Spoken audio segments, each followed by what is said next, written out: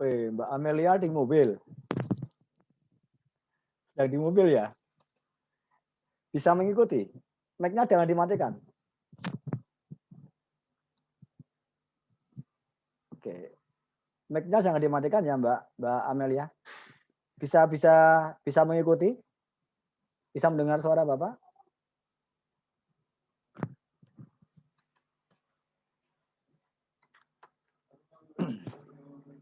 Wah.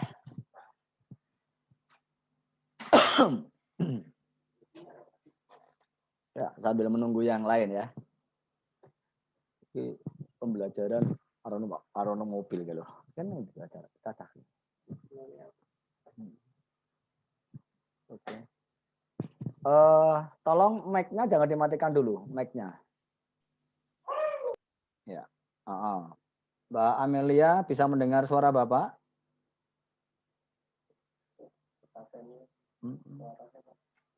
Mbak Anissa, mic-nya tolong jangan dimatikan dulu, mic-nya dihidupkan dulu. Videonya di-on-kan dulu Bapak biar bisa melihat.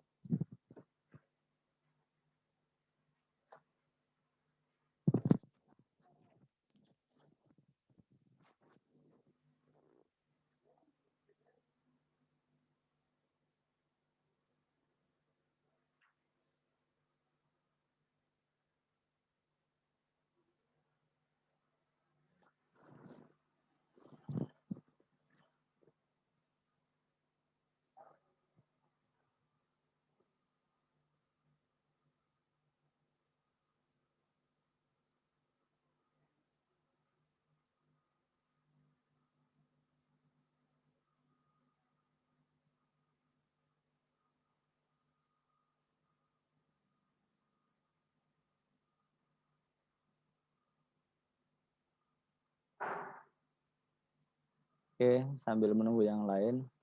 Mbak Amelia, mic-nya tolong dimatikan dulu, bisa mendengar suara Bapak?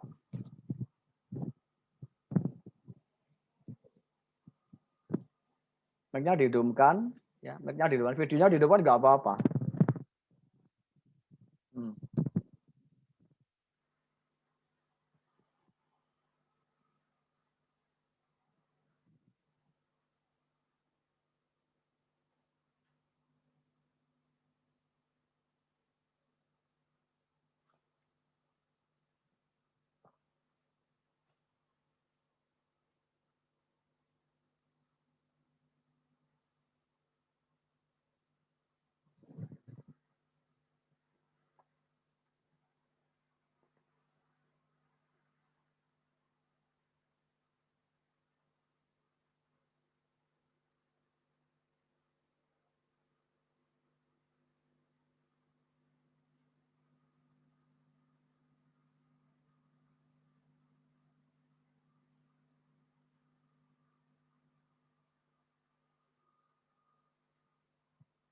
Ya. Selamat datang Mbak Esti Nurul. Ya, mic-nya tolong jangan dimatikan, videonya dihidupkan dulu enggak apa-apa. Ya. Tolong nanti begitu masuk mic-nya jangan dimatikan, videonya juga jangan dimatikan ya. Ya. Oke, Mbak Esti bisa mendengar suara Bapak? Pak. Bisa, oke. Mbak Kotrunada bisa mendengar suara Bapak? Bisa, Pak. Oke. Mbak Nasiwa bisa mendengar suara Bapak? Bisa, Pak. Oke. Bisa. Mbak Amelia bisa mendengar suara Bapak? Mic-nya jangan dimatikan. Mic-nya jangan dimatikan. Oke, biar Bapak bisa melihat wajahnya dulu. Sudah pada mandi belum? Sudah. Belum. Kayaknya Mbak Amelia baru dalam perjalanan ya. Oke, sambil menunggu yang lain ya.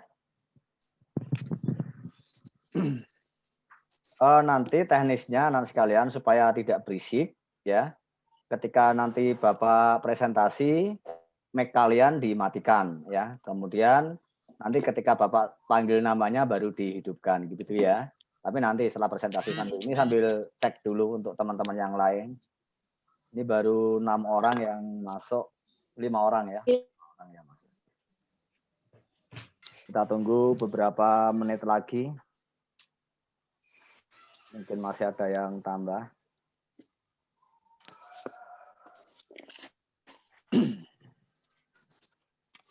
Ya.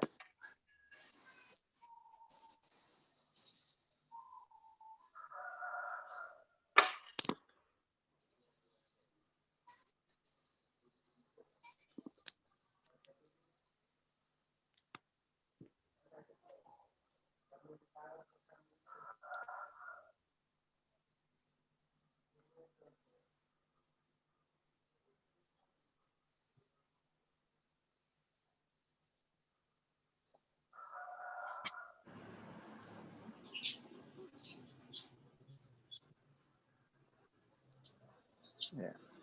Kita cek. Belum tambah lagi suaranya ya. Oke.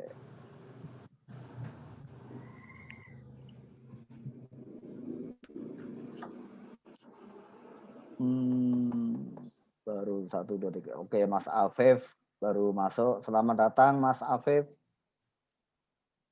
Mic-nya jangan dimatikan dulu, videonya jangan dimatikan dulu, biar kelihatan dulu gantengnya. Oke, ya. Bisa mendengar suara Bapak, Mas Afif? Siapa? Oke.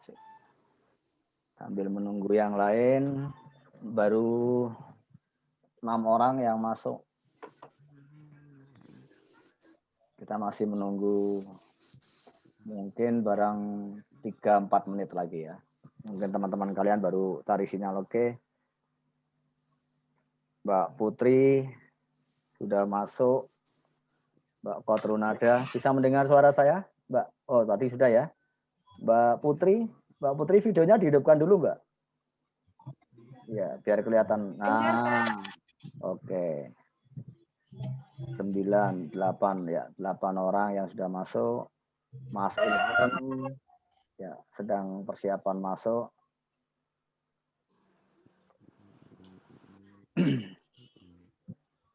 Ya. Kita tunggu mungkin barang 3-4 menit lagi lah. Ini kayaknya teman-teman kalian pada susah sinyal ini.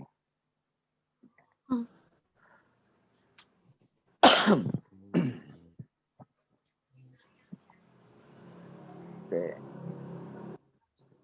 Jadi saya ulangi ya anak sekalian, nanti ketika Bapak presentasi, supaya suara Bapak nanti bisa kedengaran lebih jelas, mic kalian dimatikan ya. Nanti ketika Bapak panggil atau Bapak sebut namanya baru dihidupkan. Supaya nanti suara tidak begitu bising gitu ya. Kita akan atur demikian. Selamat datang Mbak Ritna. Ya. Bisa mendengar suara saya? Bisa. Oke, sudah 10 orang, 9 orang yang masuk. Kita tunggu 2 menit lagi. Ini teman-teman kalian mungkin baru cari sinyal atau pinjam HP ya.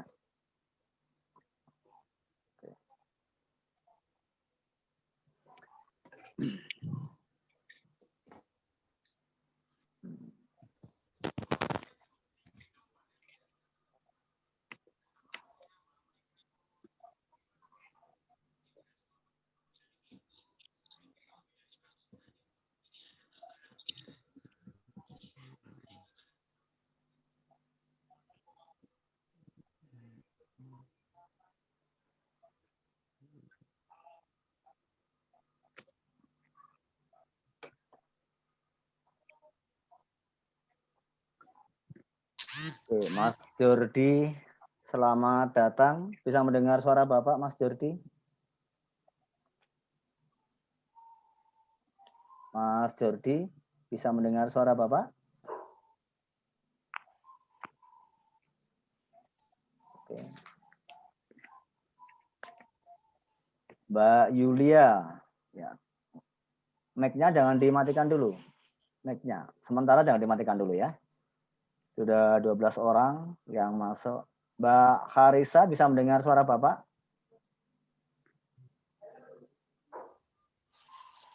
Oke. Mbak, mic-nya tolong sementara jangan dimatikan biar Bapak bisa mengecek Mbak Esti. Ya. Oke.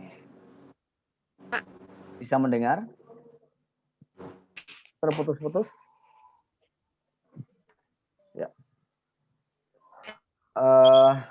Baik sekalian, sambil menunggu Bapak ulangi lagi. Nanti teknisnya ketika Bapak presentasi, tolong mic kalian dimatikan. Kalau videonya nggak usah, nggak apa-apa. Nanti ketika Bapak panggil, baru mic kalian dihidupkan supaya nanti kita bisa berinteraksi lebih bagus, tidak terganggu kebisingan suara yang lain. Baik anak sekalian, sepertinya kita sudah 10 menit menunggu. Nanti yang lain silakan, semoga bisa bergabung untuk hari ini. Sebelumnya, Assalamualaikum warahmatullahi wabarakatuh. Baik anak sekalian, sementara silakan mic kalian matikan, ya. Bapak akan mulai. Jadi mari kita mulai kegiatan pagi ini dengan membaca basmalah bersama-sama untuk pemeluk agama Islam. Untuk yang non-Muslim silahkan menyesuaikan. Okay? Bismillahirrahmanirrahim. Sekalian, pada pagi hari ini kita nanti akan membahas materi yang baru. Namun sebelumnya Bapak minta maaf karena minggu kemarin Bapak tidak bisa menemani kalian untuk berdiskusi. Tetapi mudah-mudahan kalian bisa memahami materi kemarin, karena Bapak waktu itu masih dalam perjalanan ya untuk melaksanakan tugas. Nah, pada pagi hari ini kita akan masuk materi yang baru. Nanti kalau ada masalah-masalah kita bisa diskusikan materi yang kemarin atau materi yang manapun, kapanpun nanti kalian butuh penjelasan dari Bapak, Bapak siap untuk membantu kalian. Dan pada pagi hari ini kita akan berdiskusi tentang hukum Archimedes. Hukum Archimedes ini masih terkait dengan fluida statis. Ya. Nah, sebelum kita berbicara lebih jauh tentang hukum Archimedes, kalian bisa melihat ini Bapak pegang gelas berisi air, nak ya. Kelihatan kan? Kelihatan ya? Oke, Mbak Yana bisa melihat ya? Bisa, Pak. Oke, Mas Ilham Maulana bisa melihat Bapak pegang gelas?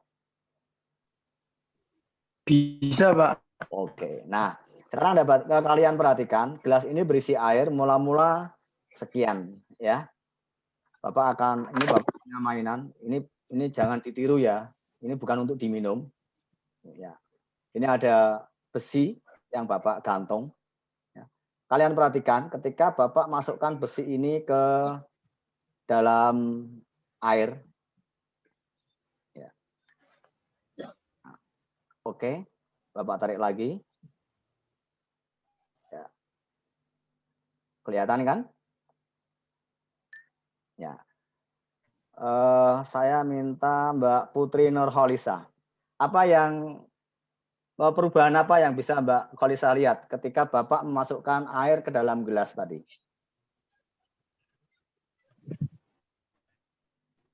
Ketika dimasukkan benda. Ulangi, suaranya terputus.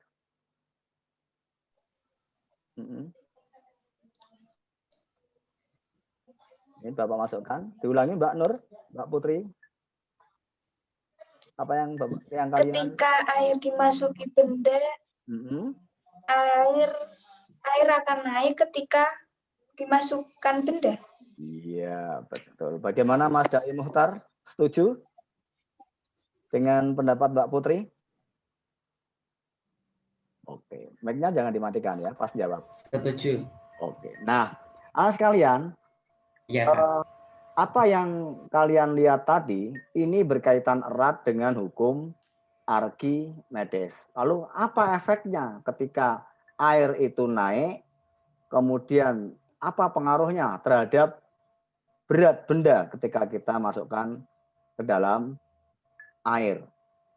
Inilah nanti yang akan kita bahas pada konsep hukum Archimedes. Nah, Bapak akan tampilkan presentasi Bapak. Jadi hari ini Bapak harapkan setelah kalian nanti kita melakukan diskusi, kalian bisa menerapkan ya, konsep-konsep Archimedes ini pada pada hal-hal yang ada di sekitar kalian atau pada gejala-gejala yang ada di sekitar kalian. Sebelumnya, Bapak tunjukkan ini adalah wajah Archimedes. Ini Archimedes itu adalah seorang filosof dari Yunani. Dan bagaimana dia terilhami ini merumuskan hukum Archimedes itu sebenarnya bukan secara kebetulan, tetapi memang dia mendapat tantangan dari sang raja untuk membedakan. Waktu itu mahkota raja itu dipalsukan. Ya, dipalsukan. Mahkotanya terbuat dari emas, kemudian ada orang yang membuat mahkota itu palsu, mirip. Tetapi ada perbedaan yang dibuat di sana adalah bahannya. Nah, Archimedes diminta untuk menjawab tantangan teka-teki itu mana yang asli, mana yang palsu. Nah, akhirnya Archimedes pulang ke rumah secara tidak sengaja dia waktu itu mandi. Kalau orang kuno itu mandinya itu di bak, semacam drum gitu dari kayu. Nah, ketika dia mandi gitu, ternyata masuk ke dalam bak tadi, mula-mula dia tidak begitu memperhatikan. Nah, tapi ada yang menarik di sana, ketika dia masuk kok airnya naik. Nah, kemudian dia coba berulang-ulang, kemudian dengan benda yang berbeda, akhirnya dia dari situ terinspirasi, oh ternyata kalau ada benda yang kita masukkan ke dalam air, itu ada pengaruhnya terhadap benda. Pertama adalah benda akan terasa lebih ringan. Betul nggak? Ketika kalau kamu berenang ke dalam air, berat badanmu kan terasa lebih ringan kan? Ya. Nah, itu karena apa? Ada namanya gaya apung atau gaya ke atas. Nah, pertanyaannya waktu itu adalah seberapa besar gaya ke atas itu melalui pengamatan dan membahas Archimedes ini, dia sampai pada kesimpulan seperti ini. Nah, bahwa jika sebuah benda dicelupkan ke dalam zat cair, ya, maka benda tersebut akan mendapat gaya ke atas yang disebut dengan gaya apung. Ya. Besarnya seberapa? Nah, ini yang jadi pertanyaan. Ternyata setelah diteliti, kalau ini naiknya air ini, Bapak tampung gitu ya, itu Bapak timbang, itu ada hubungannya dengan berkurangnya berat dari benda ini ketika di dalam air.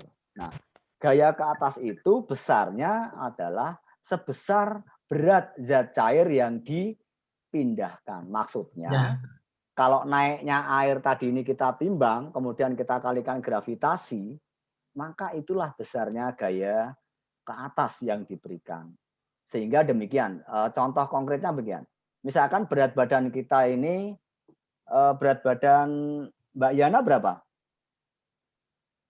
Berat badan Mbak Yana berapa? 56. 56 kilogram. Nah, hati-hati. Apa bedanya berat dengan massa? Mas, coba saya, Mas Jordi, berat badannya berapa?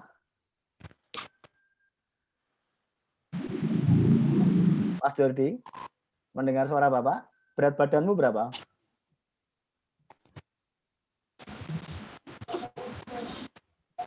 Enggak mendengar. Berat badan Mas Jordi berapa? 59, Pak. Nah, masih keliru kan jawabnya. Mas Afif, berat badanmu berapa?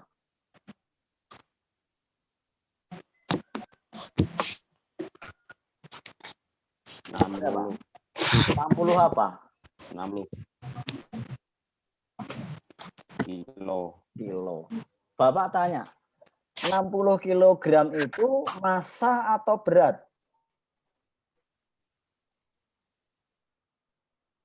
Mas Jordi. Nah, coba Mas Jordi bagaimana? Massa atau berat yang 60 kilo itu? Berat. Berat. Ayo. Mbak Nasiwa. Mbak Nasiwa. Mbak Ya, Nasiwa. Pak. Berat badanmu berapa? Ya. Kalau nggak salah 45. Berapa?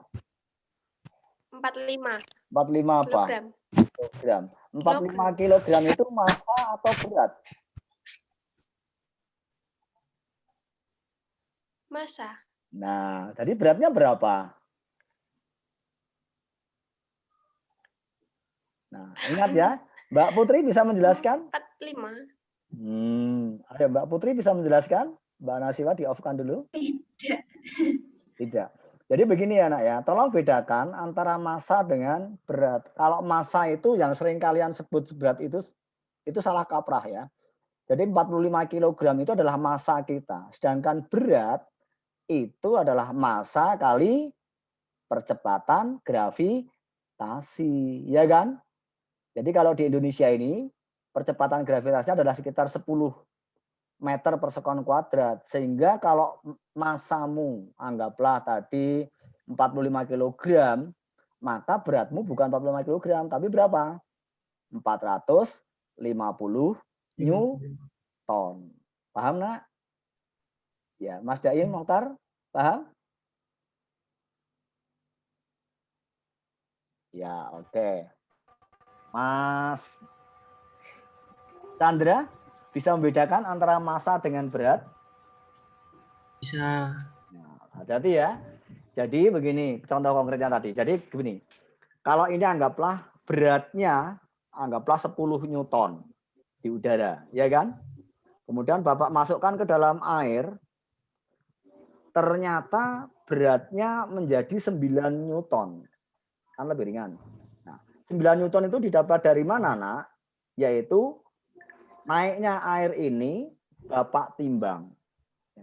Dengan menggunakan neraca pegas, itu ternyata sebesar 1 Newton. Akhirnya apa? Kalau kita lihat bahwa berat 9 Newton itu didapatkan dari 10 dikurangi 1 Newton. Gaya yang ke atas. Oke. Itulah yang dimaksud pada hukum Archimedes. Jadi perhatikan, Bapak ulang lagi, bahwa ketika kita masukkan benda ke dalam fluida atau zat cair, maka gaya ke atasnya sebesar berat zat cair yang dipindahkan. Yang dipindahkan itu seberapa? Yaitu volumenya sama dengan volume bendanya. Ya. Beratnya tinggal ditimbang, dikalikan dengan massa gravitasi. Sampai di sini Mbak Anissa Ana bisa memahami? Mbak Anissa Ana? Bisa, Pak. Oke, bisa bedakan ya. Nah, sehingga kalau Bapak lanjutkan, konsepnya menjadi seperti ini, nah. Perhatikan. Nah, misalkan ini adalah fluida, ya. Kemudian ini sebuah benda Bapak masukkan. Di mana berat benda ini adalah berat benda di udara, ya, sebesar W. Kemudian dia akan mengalami gaya ke atas. Maka nanti berat benda di dalam fluida adalah W aksen. Ya, dia akan terasa lebih ringan. W aksen itu seberapa? Yaitu sebesar W ini dikurangi gaya ke atas. Seberapa besar gaya ke atas itu? Ini, perhatikan. Adalah massa fluida yang dipindahkan, ya, kali gravitasi. Nah, bagaimana kita menentukan massanya? Yaitu dari massa jenisnya dan perubahan volumenya ini. Sehingga gaya ke atas nanti akan didapatkan sebesar rho kali delta V. Delta V di sini adalah perubahan volume dan G. Ya. Sehingga nanti akan kita dapatkan berat benda di dalam fluida adalah W min F A. Sampai di sini dulu. Bagaimana kita menghitung gaya ke atas, bagaimana kita menghitung perubahan volume hingga mendapatkan gaya ke atas. Saya tanya Mbak Carisa, bisa dipahami, Nak? Mbak Carisa? Mic-nya dengan dimatikan. Oke, kalau belum terdengar.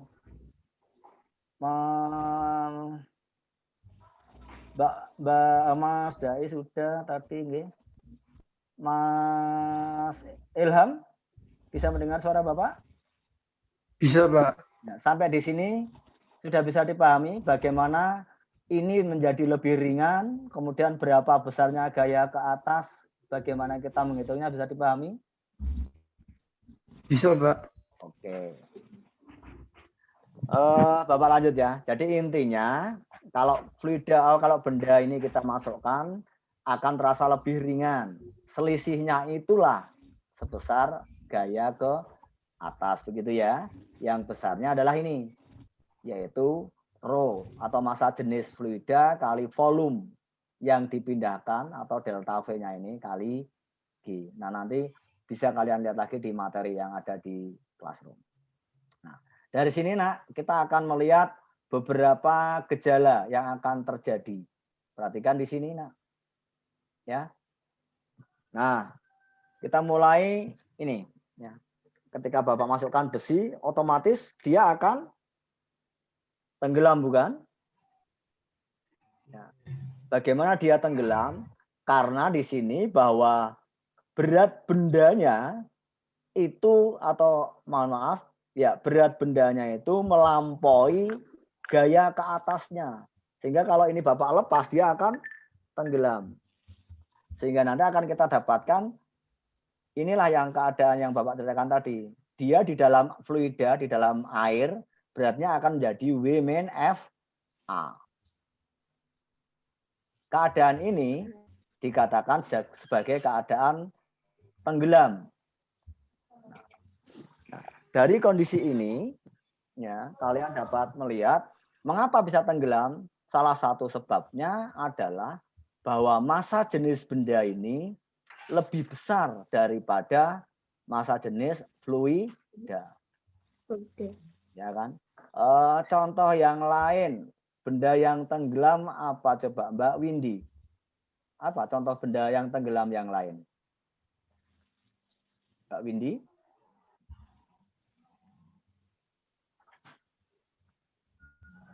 Mbak bisa mendengar? Mbak Esti? Contoh lain benda yang bisa tenggelam apa?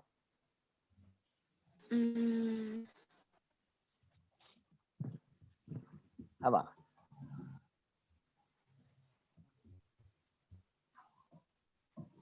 Contoh. Contoh apa? Selain yang Bapak berikan contoh ini. Ayo, yang tenggelam. Batu tenggelam nggak? Tenggelam. Lihat dulu batu apa dulu kan gitu. Kalau batu apung tenggelam nggak? Enggak. Enggak. Jadi tidak sembarang batu. Intinya kuncinya bukan di itu ya, tapi di massa jenisnya ya. Massa jenisnya. Oke. Nah, sekarang mari kita lihat pada kondisi kedua, yaitu benda yang melayang. Nah, keadaan ini yang sering digunakan untuk latihan para astronot. Ya. Astronot itu kan kalau di ruang angkasa sana melayang-layang. Mengapa? Karena dia tanpa bobot atau W aksennya adalah 0. Nah, kebanyakan astronot itu kalau latihan di dalam air untuk membiasakan diri di keadaan tanpa bobot.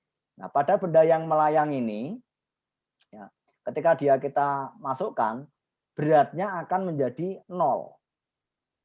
Ya. Dalam hal ini, berat benda ini sama dengan gaya ke atasnya. Ini berat benda mula-mula ya. Kalau W aksen itu adalah berat benda ketika kita masukkan ke dalam fluida. Nah, pada kondisi ini Nak, ya, benda dikatakan melayang. Penyebabnya salah satunya adalah bahwa massa jenis benda itu sama dengan massa jenis fluida. Jadi contoh benda yang melayang. Mungkin ada yang bisa menjelaskan? Saya coba tanya Mbak Anissa Ana. Contoh benda yang bisa melayang di dalam air apa?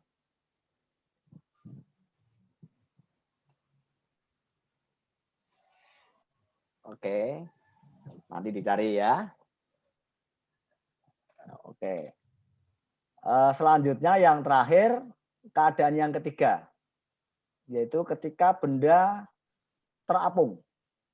Jadi tenggelam, melayang, terapung. Apa yang terjadi kepada benda yang terapung? Yaitu pada saat itu berat bendanya di dalam air itu adalah 0.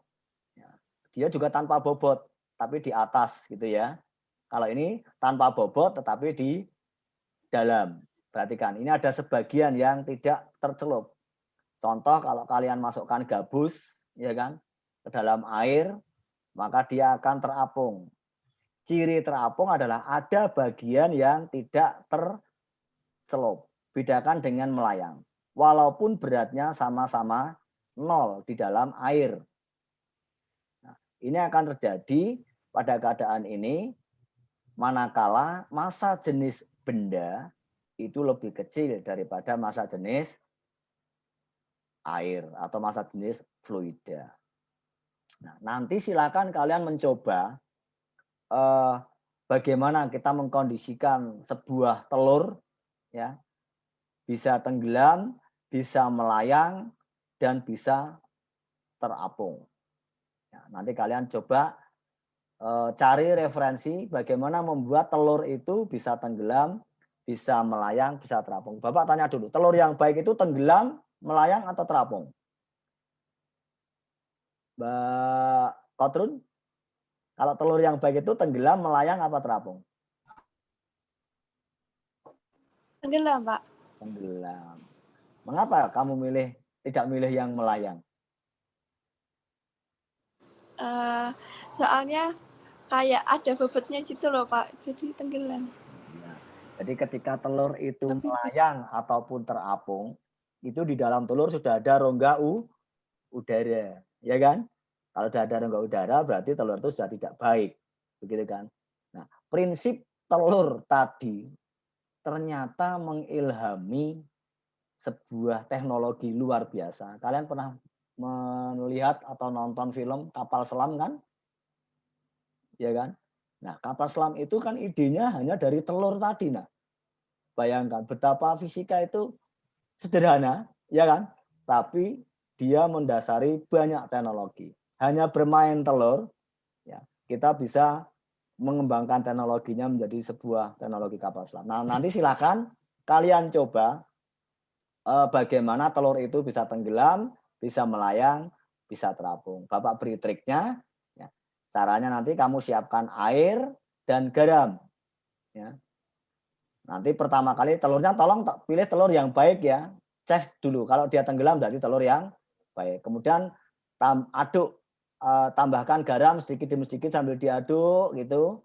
Nanti akan kelihatan semakin banyak garamnya apa yang terjadi. Ya. Nah, dari konsep ini nanti berkembang teknologi yang sangat luar biasa yaitu pada kapal selam. Hanya kalau di kapal selam itu konteksnya adalah dengan memompakan udara ke dalamnya. Kalau kamu bisa membawakan udara ke dalam telur ya nanti bisa jadi kapal selam kan gitu. Gitu anak sekalian ya. Jadi itu konsepnya. Nah, nanti Bapak ada masalah ini. Coba kalian pikirkan. Kita masih punya waktu beberapa menit. Kalian bisa melihat kapal itu kan. Kapal kan terbuat dari besi ya. Ya, harusnya besi itu apa? Kalau di dalam air laut. Mas Afif, kalau kita masukkan besi ke dalam air laut, harusnya apa? Tenggelam, melayang, terapung. Tenggelam kan? Tapi mengapa kok kapal bisa terapung kan gitu?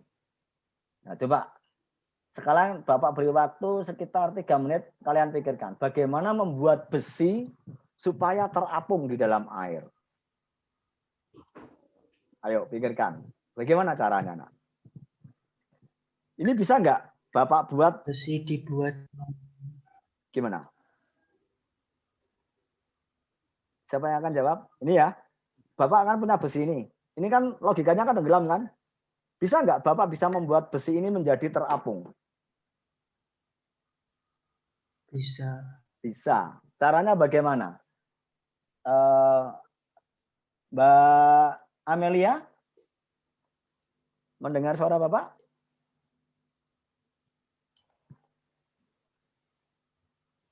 Oke, belum bisa. Mbak Yarotul? Bagaimana Mbak Yarotul?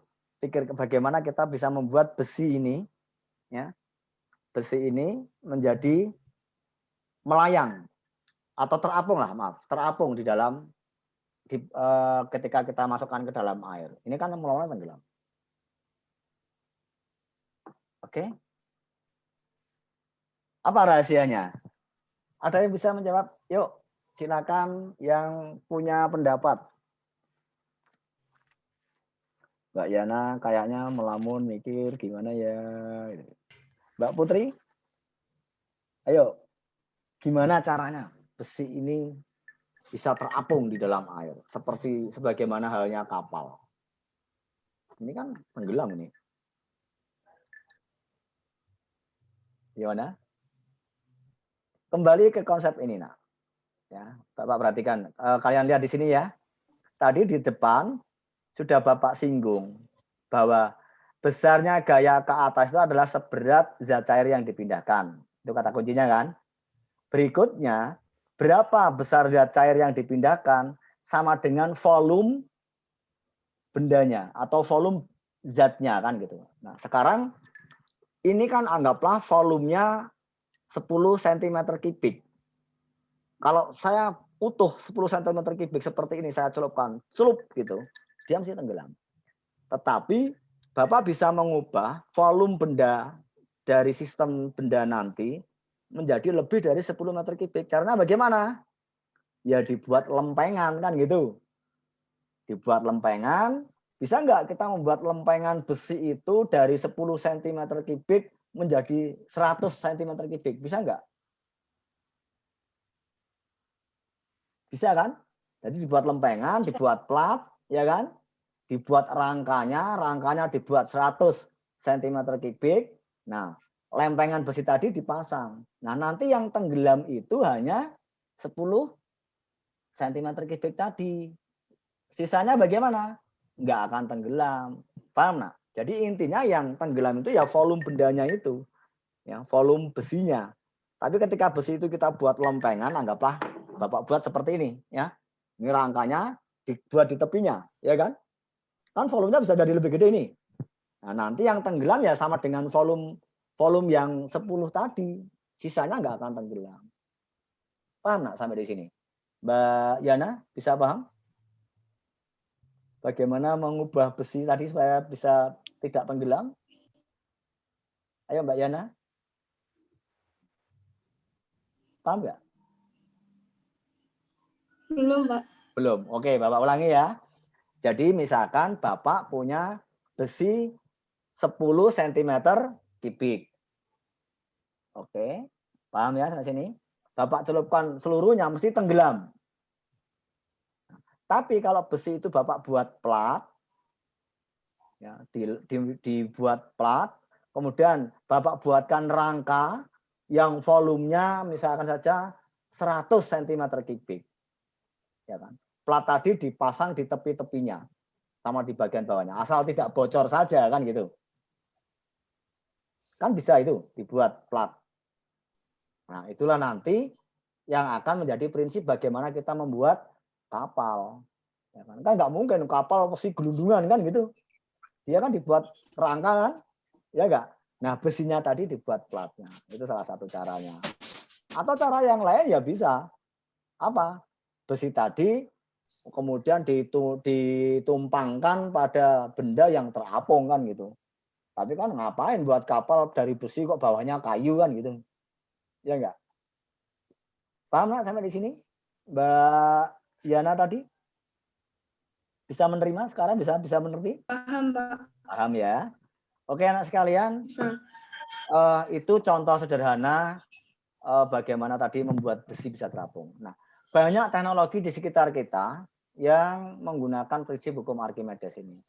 Kalian mungkin pernah main ke Kedungombo bukan? Mbak Putri pernah ke Kedungombo? Mbak Putri Nur pernah ke Kedungombo? Pernah. Pernah. Oke. Ada yang menarik di sana. Kamu pernah melihat warung apung kan? Ya. Iya. Nah, warung apung itu bawahnya isinya apa itu?